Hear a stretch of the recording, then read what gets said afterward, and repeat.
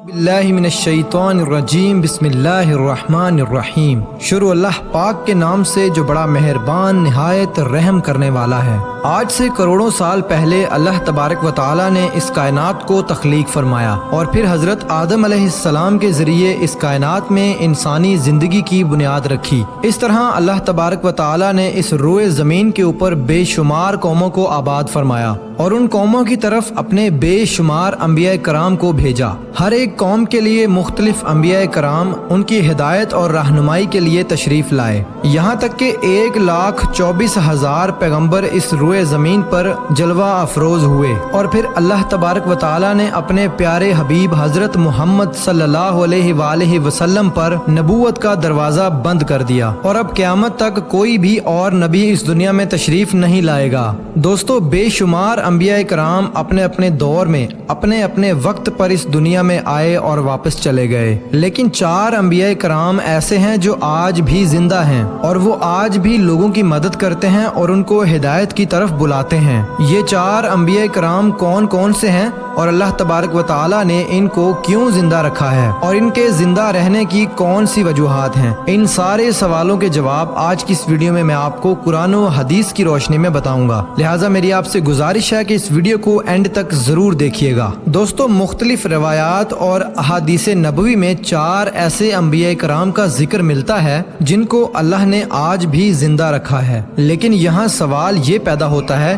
कि इन अंबिया कराम को अल्लाह पाक ने क्यों जिंदा रखा है और ये 4 नबी कब तक जिंदा रहेंगे। पहले नबी जिनको अल्लाह तबारक व तआला ने मौत नहीं दी और उनके जिंदा रहने का जिक्र कुरान पाक में मिलता है वो हैं हज़रत ईसा अलैहिस्सलाम। जब हज़रत ईसा अलैहिस्सलाम ने अपनी नबूवत का ऐलान किया और उन्होंने अपने इर्द गिर्द के लोगों को जमा करके कहा कि मैं अल्लाह की तरफ से भेजा गया नबी हूँ और मैं दावत हक देने के लिए मबऊस किया गया हूँ। लेकिन जिस कौम की तरफ अल्लाह तबारक व तआला ने हज़रत ईसा अलैहिस्सलाम को भेजा वो कौम यहूदी कौम थी और उनकी किताब में वाज़ेह तौर पर लिखा हुआ था कि अल्लाह का एक नबी आएगा जो यहूदियों के दीन को ख़त्म कर देगा। इसी डर की वजह से यहूदियों ने हज़रत ईसा अलैहिस्सलाम को कत्ल करने का मंसूबा बनाया। उनको डर था कि अगर हज़रत ईसा अलैहिस्सलाम जिंदा रहे तो वो हमारे दीन को ख़त्म कर देंगे। लिहाजा हज़रत ईसा अलैहिस्सलाम अल्लाह तबारक व तआला के हुक्म के मुताबिक उन यहूदियों को हक की तरफ बुलाते रहे और दावत हक देते रहे,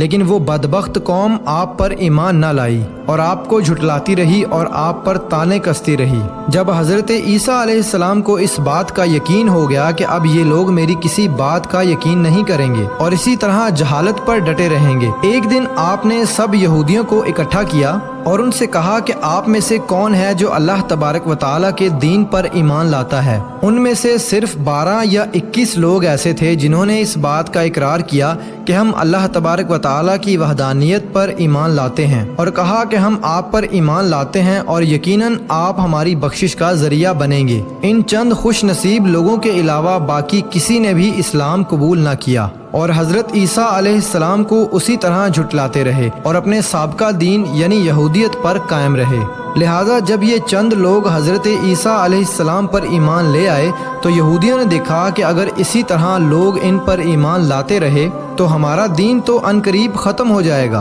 क्यों ना हज़रत ईसा अलैहिस्सलाम को दावत हक देने से रोका जाए या माज़अल्लाह उनको कत्ल ही कर दिया जाए। इस तरह तमाम यहूदियों की मशावरत के बाद हज़रत ईसा अलैहिस्सलाम को कत्ल करने का मंसूबा बना लिया गया। लिहाजा यहूदियों ने एक शख्स को मुकर्रर किया कि वो हज़रत ईसा अलैहिस्सलाम को कत्ल कर दे। जब वो शख्स हज़रत ईसा अलैहिस्सलाम को कत्ल करने के इरादे से जा रहा था तो उधर अल्लाह तबारक व तआला ने एक फरिश्ते को हुक्म दिया कि जाओ ईसा अलैहिस्सलाम को आसमान की तरफ उठा लाओ। वो फरिश्ता अल्लाह तबारक व तआला के हुक्म की तामील करते हुए हज़रत ईसा अलैहिस्सलाम की तरफ गया और हज़रत ईसा अलैहिस्सलाम को अपने साथ आसमानों की तरफ ले आया। जब आप आसमान पर पहुँचे तो आपकी मुलाकात आपकी वालिदा यानी हज़रत मरियम अलैहिस्सलाम से हुई। उस वक्त आपकी वालिदा ने जब आपको गले लगाकर प्यार किया तो आपने फरमाया कि ए अम्मा जान, अब हमारी मुलाकात रोज़े क़यामत ही होगी। इस तरह जब हज़रत ईसा अलैहिस्सलाम आसमान की तरफ उठाए गए तो उनकी उम्र 33 साल थी। حضرت جبرائیل علیہ السلام آپ کو بدلی کے ذریعے آسمانوں تک لے گئے تھے اور ادھر یہودی باہر کھڑے اس شخص کا انتظار کر رہے تھے جس کو انہوں نے حضرت عیسیٰ علیہ السلام کو قتل کرنے کے لیے بھیجا تھا کہ نہ جانے کب وہ شخص حضرت عیسیٰ علیہ السلام کو معاذ اللہ قتل کر کے باہر آئے گا۔ اس طرح جب کافی دیر گزر گئی لیکن وہ شخص واپس نہ آیا تو اس وقت تمام یہودی حضرت عیسیٰ علیہ السلام کے گھر کی طرف گئے کہ آخر دیکھیں کہ ماجرا کیا ہے۔ تو انہوں نے وہاں پر ایک شخص کو پایا جس کا چہرہ حضرت عیسیٰ علیہ السلام جیسا تھا، تو انہوں نے اس شخص کو قتل کر دیا، اور قتل کرنے کے بعد انہوں نے دیکھا کہ یہ چہرہ تو حضرت عیسیٰ علیہ السلام جیسا ہے، لیکن یہ تو ہمارا بھیجا ہوا وہی شخص یعنی طوطیا نوس ہے جس کو ہم نے حضرت عیسیٰ علیہ السلام کو قتل کرنے کے لیے بھیجا تھا۔ یہ ماجرا دیکھ کر تمام یہودی پریشان ہو گئے اور وہ دو گروہوں کے اندر تقسیم ہو گئے اور تمام یہودی آپس میں ہی لڑنے اور جھگڑنے لگے۔ اس لڑائی کے اندر بہت سارے یہودیوں کا قتل عام ہوا، جس طرح اللہ تبارک و تعالی سورہ النساء میں فرماتا ہے، اور ان کے یہ کہنے کی وجہ سے کہ ہم نے اللہ تبارک و تعالی کے رسول حضرت عیسیٰ علیہ السلام کو قتل کر ڈالا، حالانکہ انہوں نے ان کو قتل نہیں کیا اور نہ ہی انہیں سولی پر چڑھایا، مگر ان کے لیے کسی کو حضرت عیسیٰ علیہ السلام کا ہم شکل بنا دیا گیا۔ اور بے شک جو لوگ ان کے بارے میں اختلاف کر رہے ہیں اور وہ شک میں پڑے ہوئے ہیں اور ان کے پاس کچھ بھی علم نہیں، مگر یہ لوگ گمان کی پیروی کر رہے ہیں، بلکہ اللہ تبارک و تعالی نے حضرت عیسیٰ علیہ السلام کو آسمان کی طرف اٹھا لیا تھا اور یقیناً وہ قتل نہیں کیے گئے، اور اللہ تبارک و تعالی غالب اور حکمت والا ہے۔ حدیث نبوی ہے کہ نبی پاک صلی اللہ علیہ وآلہ وسلم نے ارشاد فرمایا کہ حضرت عیسیٰ علیہ السلام قیامت سے پہلے زمین پر تشریف لائیں گے اور سنت نبوی کے مطابق زندگی گزاریں گے، اور حضرت عیسیٰ علیہ السلام ہی سلیق کو توڑیں گے اور دجال کا خاتمہ بھی وہی کریں گے۔ حضرت عیسیٰ علیہ السلام تقریباً 7 سال تک اس دنیا کے اندر زندگی گزاریں گے اور اللہ تبارک و تعالیٰ کے دین کو عام کریں گے۔ آپ کو مدینہ کی سرزمین میں گنبد خضرا میں دفن کیا جائے گا، اور جو لوگ یہ عقیدہ رکھتے ہیں کہ حضرت عیسیٰ علیہ السلام معاذ اللہ قتل ہو گئے یا سولی پر لٹکائے گئے تو وہ لوگ دائرہ اسلام سے خارج ہیں اور وہ لوگ کفر کر رہے ہیں۔ دوستو، اب بات کرتے ہیں دوسرے نبی کی جن کو اللہ تبارک و تعالی نے زندگی عطا فرمائی ہوئی ہے، وہ حضرت خضر علیہ السلام ہیں۔ حضرت خضر علیہ السلام ظاہری طور پر اس وقت اس دنیا میں تشریف لائیں گے جب دجال اس دنیا کے اندر ظاہر ہو چکا ہوگا اور اس دنیا کے اندر اپنا فتنہ اور فساد پھیلا رہا ہوگا، اور دجال لوگوں کو اللہ تبارک و تعالی کے دین سے دور کرے گا۔ اس وقت حضرت خضر علیہ السلام لوگوں کو اللہ کے دین کا حکم دیں گے اور لوگوں کو اللہ تبارک و تعالی کی وحدانیت کی طرف بلائیں گے۔ اور ایک دوسری روایت میں آتا ہے کہ آپ صلی اللہ علیہ وآلہ وسلم صحابہ کرام کو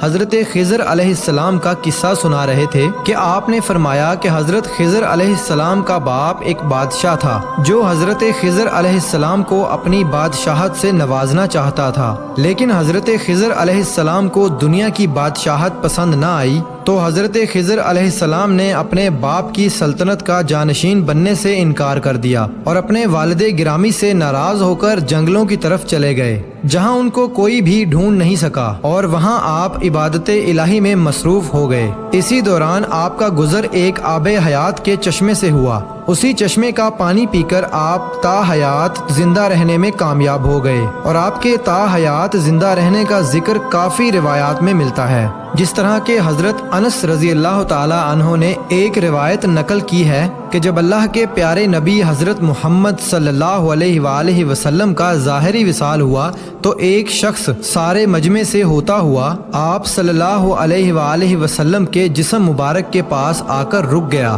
اس وقت اس شخص نے کچھ پڑھا اور واپس چل دیا۔ اس کے جانے کے بعد وہاں پر موجود صحابہ کرام نے پوچھا کہ یہ شخص کون تھا، تو اس مجمع میں موجود کوئی بھی انسان اس شخص کے بارے میں علم نہ رکھتا تھا، تو اس وقت صرف حضرت علی رضی اللہ تعالی عنہ بولے کہ اس شخص کو میں جانتا ہوں، یہ حضرت خضر علیہ السلام ہیں۔ حضرت خضر علیہ السلام اللہ تعالیٰ کے حکم سے مصیبت زدہ لوگوں کی مدد فرماتے ہیں، اور حضرت خضر علیہ السلام لوگوں کی اصلاح کر کے ان کو اللہ کے حکم کے مطابق زندگی گزارنے کا حکم دیتے ہیں، اور حضرت خضر علیہ السلام بہت ہی نیک اور خدا ترس انسان ہیں۔ اور بعض روایات کے اندر حضرت خضر علیہ السلام کا ذکر حضرت حضرت ذوالقرنین علیہ السلام کے ساتھ بھی ملتا ہے کہ حضرت خضر علیہ السلام حضرت ذوالقرنین علیہ السلام کے ساتھ کسی سفر پر گئے اور وہاں پر آپ نے آب حیات پیا، جس کی وجہ سے آپ کو تا حیات زندہ رہنے کا موقع ملا۔ دوستو، حضرت عیسیٰ علیہ السلام اور حضرت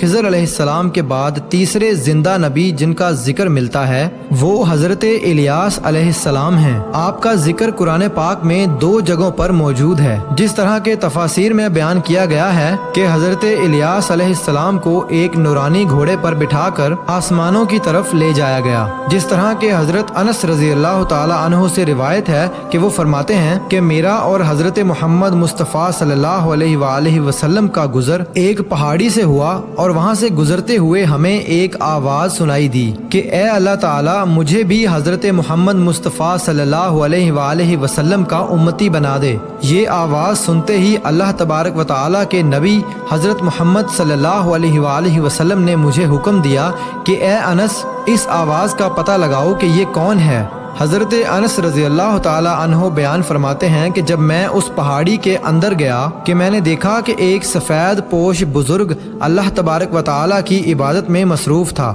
جب اس نے مجھے دیکھا تو کہا کہ اے بندے، تو حضرت محمد مصطفیٰ صلی اللہ علیہ وآلہ وسلم کا صحابی ہے؟ تو اس وقت حضرت انس رضی اللہ تعالی عنہ نے جواب دیا کہ جی ہاں۔ تو اس بزرگ نے کہا کہ میرا سلام حضرت محمد مصطفیٰ صلی اللہ علیہ وآلہ وسلم تک پہنچا دو اور محمد صلی اللہ علیہ وآلہ وسلم کی بارگاہ میں عرض کرنا کہ حضرت الیاس علیہ السلام آپ کو ملنا چاہتے ہیں۔ میں نے واپس آ کر حضرت الیاس علیہ السلام کا پیغام حضور صلی اللہ علیہ وآلہ وسلم کی خدمت میں پیش کیا تو حضور صلی اللہ علیہ وآلہ وسلم میرے ساتھ وہاں چلے گئے۔ جب ہم لوگ حضرت الیاس علیہ السلام کے پاس پہنچے تو میں پیچھے کھڑا ہو گیا تو حضور پاک صلی اللہ علیہ وآلہ وسلم اور حضرت الیاس علیہ السلام کافی دیر تک آپس میں بات چیت کرتے رہے۔ اللہ تبارک و تعالیٰ کی طرف سے ان پر آسمان سے کھانا نازل ہوا تو حضور پاک صلی اللہ علیہ وآلہ وسلم نے مجھے بھی اپنے پاس بلا لیا۔ اس طرح ہم تینوں نے مل کر کھانا کھایا۔ جب کھانا ختم ہوا تو میں نے دیکھا کہ آسمان سے ایک سفید پرندہ زمین کی طرف آ رہا ہے۔